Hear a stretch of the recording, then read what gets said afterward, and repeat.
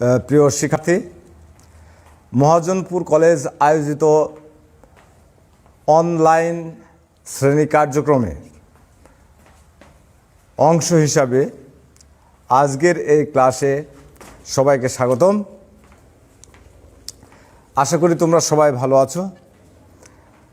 প্রিয় শিক্ষার্থী, আমি যে বিষয়টা নিয়ে গতদিন আলোচনা করেছিলাম সেটা মূলত হচ্ছে ঐকতান কবিতা। এই কবিতার কবি হচ্ছেন বিশ্বকবি রবীন্দ্রনাথ ঠাকুর। আমি রবীন্দ্রনাথ ঠাকুর সম্পর্কে, বিশ্বকবি সম্পর্কে সংক্ষেপে আলোচনা করেছিলাম এবং গতদিন যে ক্লাসটা নিয়েছিলাম সেটাতে আমি মনকে কত ভাগে ভাগ করা যায় এটা দেখিয়েছিলাম এবং আমি সেখানে দেখিয়েছিলাম যে মন মূলত হচ্ছে 5 ভাগে বিভক্ত। এই মনের যে বিভাগটা এটা দেখিয়েছেন ভারতীয় দার্শনিক এবং ঋষি অরবিন্দ। উনি একজন প্রখ্যাত লোক এবং সুপরিচিত উপমহাদেশে, এবং ওনার দর্শন বিষয়ে অনেক লেখা আছে। সেই লেখার একটি বই থেকে আমি ওনার যে দর্শনের যে মাইন্ডের শ্রেণীবিভাগ সেটা আমি তুলে ধরেছি। তো এখন এই ক্লাসটি আমি যেটা নিচ্ছি এটা কিন্তু একাদশ এবং দ্বাদশ উভয় শ্রেণীর ক্ষেত্রেই প্রযোজ্য, অর্থাৎ এই ঐকতান কবিতাটি একাদশ শ্রেণীতেও আছে এবং দ্বাদশ শ্রেণী যারা এখন পরীক্ষার্থী তাদের এটা সংক্ষিপ্ত যে সিলেবাস দেওয়া হয়েছে তাতে ঐকতান কবিতাটি আছে, আর একাদশ শ্রেণীর সিলেবাসে এই ঐকতান কবিতাটি আছে। অর্থাৎ আমি বলতে চাচ্ছি একাদশ দ্বাদশ উভয় ক্লাসের শিক্ষার্থীদের জন্যই এই ক্লাসটি অতি গুরুত্বপূর্ণ। তোমরা এটা মন দিয়ে শুনবে এবং আমি চেষ্টা করব তোমাদের বোঝানোর। তো রবীন্দ্রনাথ মানে তো একটা কঠিন বিষয়। তো এই কবিতাটি বোঝার ক্ষেত্রে, কবিতাটিকে বোঝানো আরও সহজতর করার জন্যে, অর্থাৎ কবিতাটিকে আরও সহজবোধ্য করার জন্যে আমি এই মাইন্ডের শ্রেণীবিভাগ দেখিয়েছি যে এটা এর সাথে প্রত্যক্ষভাবে না থাকলেও পরোক্ষভাবে এর সাথে যোগাযোগ আছে। আমরা প্রত্যক্ষই বলতে পারি, কারণ এখানে উনি যে বিষয়গুলো আলোচনা করেছেন এটা বিভিন্ন সমালোচক বিভিন্নভাবে বিভিন্নভাবে এটার সমালোচনা করেছেন। তো তাদের মধ্যে থেকে যে সমালোচনাগুলো বেশি গ্রহণযোগ্য তারই একটা অংশ আমি এখানে আলোচনা করব। সেটা হচ্ছে যে প্রিয় শিক্ষার্থী, তাহলে আমরা আগে একটু মনটা নিয়ে একটু আরেকবার রিভাইজ করে নিই। আমি গতদিন মন বুঝিয়েছিলাম যে মাইন্ড মূলত ঋষি অরবিন্দর মতো হচ্ছে 5 প্রকার: higher mind, illumined mind, intuitive mind, over mind and super mind. অর্থাৎ ঋষি অরবিন্দ 5 প্রকার মন দেখিয়েছেন, অর্থাৎ উনি হায়ার মাইন্ড দেখেছেন যে সাধারণ লোক। আর আমি এখানে আরেকটি যোগ করছি, সেটা হচ্ছে মাইন্ড। যে আমি দার্শনিক নই, কিন্তু আমি বোঝানোর ক্ষেত্রে নিয়ে আসতে যাচ্ছি যে উনি উচ্চতর মন নিয়ে আলোচনা শুরু করেছেন, আর উনি উচ্চতর মন নিয়ে আলোচনা শুরু করেছেন সুপার মাইন্ড পর্যন্ত, কিন্তু আমি মাইন্ডে নিয়ে আসছি। অর্থাৎ আমরা সাধারণ লোক এই মাইন্ডের অধিকারী, যারা কমন পিপল, মাস বলা হয় যাদেরকে, তারা এই যে আম আদমি এই শ্রেণীর লোকেরা সাধারণত মাইন্ডের অধিকারী। আর এর পরের ধাপের যারা মন উচ্চতর মন, এরপরে আছে আলোকিত মন, তারপরে আছে হচ্ছে ইনটুইটিভ মাইন্ড, স্বজ্ঞাত মন, ওভার মাইন্ড, সুপার মাইন্ড ইত্যাদি। এই মনের লোকগুলো সাধারণত সমাজে বিশেষ উল্লেখযোগ্য হয়ে থাকে। এই ধরনের যারা মাইন্ডের উপরে অবস্থান করছে, বা অর্থাৎ মাইন্ডের উপরের মন নিয়ে অবস্থান করছে, যারা হায়ার মাইন্ড বা ইলুমিন মাইন্ড বা ইনটুইটিভ মাইন্ড বা ওভার মাইন্ড বা সুপার মাইন্ড নিয়ে সমাজে বসবাস করছে, তারা কিন্তু উল্লেখযোগ্য। তাদেরকে সবাই চিনতে পারে যে এই লোকগুলো একটু ভিন্ন ধরনের। আমরা সমাজে তো অনেক শ্রেণীর লোক দেখি, তাদের মধ্যে আমরা দেখি খারাপ লোকও দেখি, ভালো লোকও দেখি। তো এই ভালো লোকদের মধ্যে এই মনগুলো থাকে সাধারণত। তো এই মনগুলো এই কবিতার সাথে জড়িত, কারণ হচ্ছে কবিতাটির নাম হচ্ছে ঐকতান। তারা ঐকতান যে এখানে কবি যে ঐকতান বলতে তিনি যে বোঝাতে চেয়েছেন সেটা হচ্ছে ঐকতান শব্দের অর্থটা আমরা আগে একটু ক্লিয়ার করে নিই। ঐকতান শব্দের শব্দগত অর্থ ঐকতান, দুইটা শব্দ এখানে জয়েন্ট হয়েছে, অর্থাৎ দুইটা শব্দ এখানে একজোড় হয়েছে, একত্রিত হয়েছে। তার মধ্যে ঐক্য হচ্ছে মিল বা ইউনিটি বলা হয় যেটাকে, আর তান শব্দের অর্থ হচ্ছে সুর, টোন, যেটাকে আমরা সুর বলি। এই সুরের মিলন, অর্থাৎ কবিতাটিতে এমন একটা বিষয় দেখানো হয়েছে যে এমন একটা সুরের ভিতরে এমন একটা জিনিস থাকবে যে জিনিসটা প্রত্যেকটা সুরের ক্ষেত্রে আছে, অর্থাৎ এমন একটি জিনিস যে পৃথিবীর প্রত্যেকটা সুরকে বিশ্লেষণ করলে তার ভিতরে পাওয়া যাবে। তাহলে ওই জিনিসের ক্ষেত্রে পৃথিবীর সমস্ত সুরটাই হচ্ছে এক এক দড়িতে বাঁধা গেল, এক সুতায় গাঁথা গেল। ঠিক পৃথিবীর এখানে কবি দেখাতে চেয়েছেন যে পৃথিবীর মানুষ যারা বসবাস করছে পৃথিবীতে, এরা তো বিভিন্ন মনের, বিচিত্র মনের হয়ে থাকে। তো এদের দ্বারা বিভিন্ন কর্ম ক্রিয়াও সম্পাদিত হয়ে থাকে।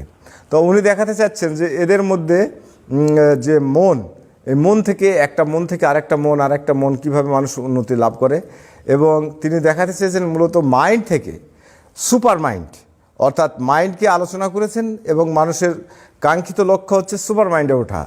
অর্থাৎ তিনি দেখিয়েছেন যে একটা মাইন্ড যুক্ত লোক সে কীভাবে সুপার মাইন্ডে উঠবেন, এবং তিনি প্রথমে দেখিয়েছেন যে এই সুপার মাইন্ড এবং মাইন্ডের মধ্যে এই যে মাইন্ডগুলো আছে, এগুলো একটা স্টেজ থেকে আরেকটা স্টেজে যেতে হলে কতগুলো বাধা অতিক্রম করতে হয়।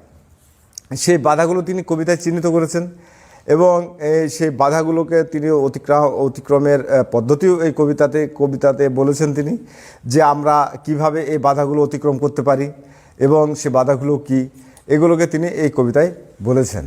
এই কবিতাটি লেখার উদ্দেশ্য হচ্ছে সমস্ত পৃথিবীর মানুষকে একটা প্ল্যাটফর্মে নিয়ে আসা, একটা জায়গায় নিয়ে আসা যেখানে হচ্ছে সমস্ত পৃথিবীর মানুষ হচ্ছে এক। অর্থাৎ আমরা যদি একটা যেটা ন্যাচারাল বিষয়, প্রাকৃতিক বিষয়, সেই বিষয়টা নিয়ে যদি আমরা একটা উদাহরণ দিই, তাহলে বিষয়টা এই ঐকতান শব্দটা বোঝা আরও সহজ হয়ে ওঠে। যেমন আমরা মানুষ, ভারতীয়রা মানুষ, পাশ্চাত্যরা মানুষ, মধ্যপ্রাচ্যের লোকও মানুষ, তারপর হচ্ছে প্রাচ্যের লোকও দেখা যাচ্ছে তারা হচ্ছে মানুষ। তো এখন এদের মধ্যে একটা কমন জিনিস হচ্ছে যে সব মানুষই জন্মলাভ করে, মাতৃগর্ভ থেকে সব মানুষই জাত হয়, অর্থাৎ মাতৃগর্ভ থেকে তারা পৃথিবীতে আসে।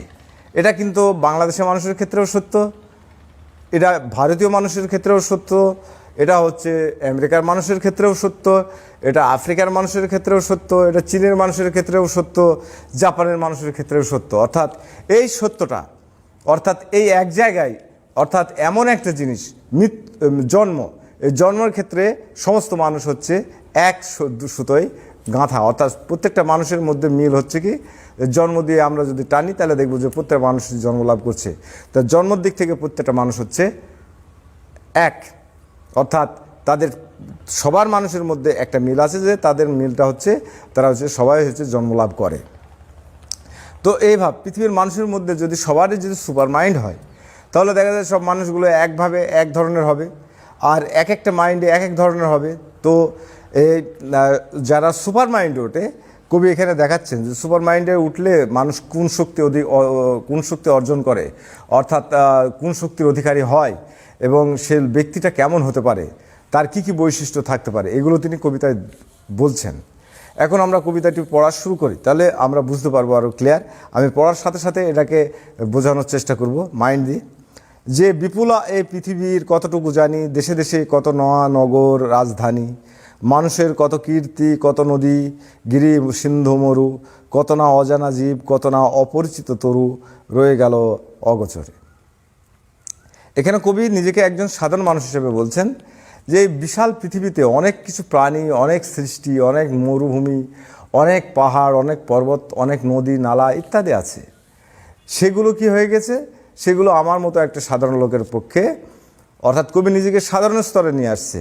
কিন্তু রবীন্দ্রনাথ কিন্তু সাধারণ স্তরের লোক নাই, উনি কিন্তু সুপার মাইন্ডের লোক।